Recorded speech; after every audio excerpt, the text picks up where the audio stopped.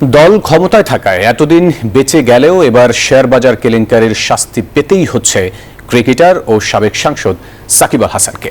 পুঁজিবাজারে তালিকাভুক্ত বীমা খাতের কোম্পানি প্যারামাউন্ট ইন্স্যুরেন্সের শেয়ার কারসাজির দায়ে গুনতে হচ্ছে 50 লাখ টাকা জরিমানা। এই ঘটনায় 7 ব্যক্তি ও প্রতিষ্ঠানকে মোট 1,63 লাখ টাকা জরিমানা করেছে পুঁজিবাজার নিয়ন্ত্রক সংস্থা বিএসইসি।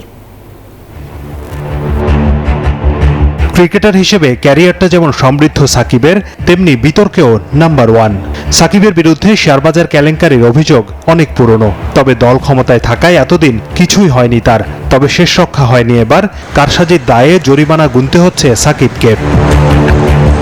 বিএসইসি জানিয়েছে, কারসাজির মাধ্যমে প্যারামাউন্ট ইন্স্যুরেন্স নামের এক বীমা কোম্পানির শেয়ারের অস্বাভাবিক দরবৃদ্ধির পেছনে দায় প্রমাণিত সাকিব আল হাসান সহ 7 ব্যক্তি ও প্রতিষ্ঠানের। 2023 সালের 17 আগস্ট থেকে 19 সেপ্টেম্বর পর্যন্ত কোম্পানিটির শেয়ার নিয়ে কারসাজির এই ঘটনা ঘটে।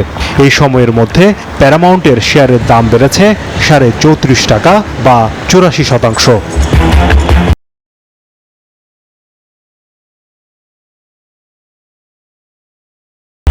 মঙ্গলবার বিএসইসির কমিশন সভায় এই ঘটনায় 7 ব্যক্তি ও প্রতিষ্ঠানকে 1,63 লাখ টাকা জরিমানা করা হয়।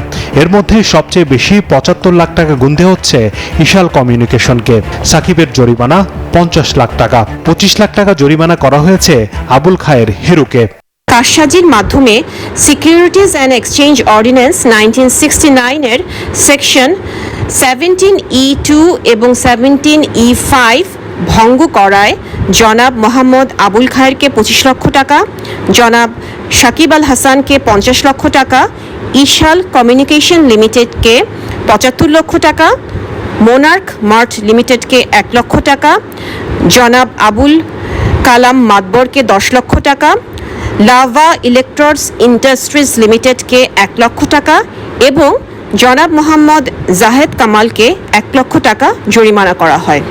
তবে এই ঘটনার মূল হোতা শেয়ারবাজার কেলেঙ্কারির আলোচিত ব্যক্তি আবুল খায়ের হিরু। বিভিন্ন ব্যক্তি ও প্রতিষ্ঠানের নামে খোলা বিও হিসাব ব্যবহার করে বিভিন্ন কোম্পানির শেয়ার নিয়ে কারসাজি করতেন হিরু। গোপালগঞ্জে বাড়ি আর বিএসইসির সাবেক চেয়ারম্যান শিবলি রোবায়তুল ইসলামের সরাসরি ছাত্র হওয়ায় এতদিন পার পেয়ে গেছে হিরুর জালিয়াতি চক্র। হোসাইন শাহাদাত, নিউজ 24, ঢাকা।